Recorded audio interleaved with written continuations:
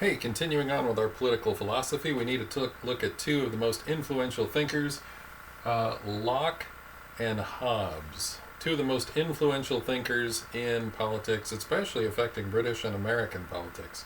So if you take a look at John Locke and Thomas Hobbes, you're going to see the very root causes of some of the issues we have and why people believe what they believe in America today. So let's get into that. First off, John Locke believed that people are basically good. They're not always good. He wouldn't go so far as to say they're, inherently good, but he said most of the time they're good. And so what he advocated was democracy. Democracy is the idea that everyone gets together and votes, and the majority will, because we're basically good, we're going to come up with a good person to vote for. And the things we vote for, if we have a big enough group, we're going to choose the right thing because people are basically good. And so you can trust democracy because in that, people will seek out that which is good and that which is best. Okay? John Locke also believed in something called a tabula rasa. What he meant was that people are born as a blank slate. People are born without any preconceived ambitions, notions, desires, so that anything they are is merely a product of their socializing or their upbringing or the society in which they come from. That idea that people are a blank slate means that their brains are written on by the society, education, parenting, and social structure, and so this is social construct theory.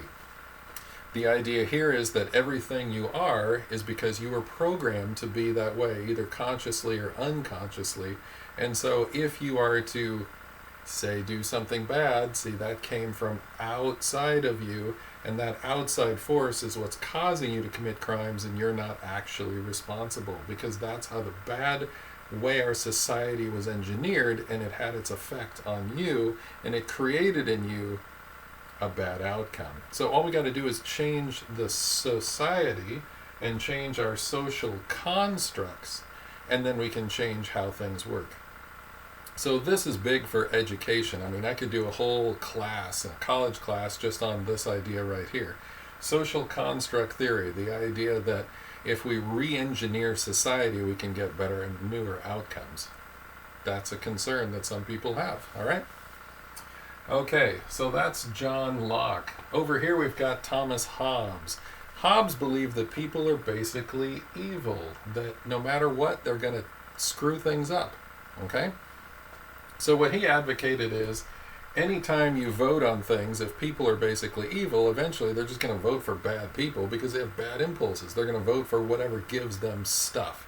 And then democracy descends into this idea of, well, whoever's just bidding the highest amount of money will be Caesar for the season or whatever. So what he said is, you appoint a dictator for life. You find the best person you can and you put them in as your dictator forever. You go in search of Mother Teresa, Martin Luther King Jr., these saintly people that you would invest all your power to, because if you were to choose anyone else, they would be worse. And so you choose the best of the evil people. That's the idea of Thomas Hobbes. You choose the best dictator you can find and you call it good because it's not going to get any better. He believes that you're born with bad impulses. You are inherently evil. So that when you are born, you will contemplate things like murder, theft, arson, destruction, pillaging, all these kind of things that break down a society. He says that all those things are actually within each and every one of us. And it is our job to do your best and try and avoid those impulses. So Thomas Hobbes said the world is the way it is. It was born into bad impulses, and as an individual, you have to do your best to overcome those things, because no matter what, you're probably going to screw it up. Okay? So those are the two very contrasting viewpoints that we have here. Our founding fathers got to read both of these people as well as others, and they debated these ideas back and forth and how they can make this work, and they came to a compromise, which seems to be so much of what they did during the Constitution. Our founding fathers combined them in what's known as a republic.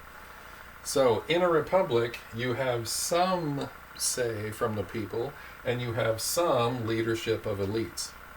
So here we're going to see some of John Locke with democracy. We're going to see some of Thomas Hobbes with his, elitist dictator that's going to make sure everything works as well as it can. And we're going to combine those two things into a structure called a republic. So here we go. We've got democracy in some things. An example of this would be the House of Representatives. The House of Representatives is voted on directly by the people. So whatever the people want, it's a popularity contest. Whoever gets the most votes, they're your House of Representative person. Whereas in the Senate, originally in the Constitution, you had to vote for state legislatures who then voted for a person that best represented your state. And that person would then be sort of the elder statesman or spokesperson of your state that represented its interests. And so the theory was here that you would have the people getting their popularity contest or say right here. You might elect someone depending on whatever flavor of the year you were going to elect. I mean, is it Arnold Schwarzenegger because he's all popular one time, but now it's Dwayne Johnson, The Rock, or maybe Kanye West? Or should we elect, some other popular figure that we can put in charge, but that's at the moment, what do the people want? However, over here, you're going to be looking at someone who's an elder statesperson. So you're going to vote on people who become your representative. And who is going to be that, outstanding person? I think of people like Morgan Freeman, the actor, that everyone looks to and says, oh, he's got so much reserve, so much thought in his ideals in his presentation. You might think of someone like Oprah Winfrey, who's been around for a long time and has a long track record of what they stand for. You can look at that and say, yeah, I think that person will be a good senator. And these people over here are who they are because sometimes they're going to tell you what you don't want to hear, but what is the truth and you need to hear. Whereas over here, these people are going to tell you whatever you just want to hear because they're popular and they want to get elected, and that's their purpose. So these folks appeal to the mob. These folks appeal to elitist ideals. Our founding fathers tried to combine those two things. Now, over time here, and as we're going to learn in this class, we've started to go a lot more towards just democracy. We're really losing this one. So we elect senators on democratic vote directly from the people now. So the House of Representatives and the Senate really serve the same purpose. I mean, one is in there for a little longer, the other's in there for a shorter term, but we really have like two House of Representatives now. We don't really have a Senate anymore. And the president is elected by the Electoral College. So we vote for people who vote for our president. There's been a lot of calls lately if we could just get rid of that. So the push in America today is to have everything be just straight democracy. And our founding fathers said, well, that means you're going to, win out over here. You're sort of leaving this one behind.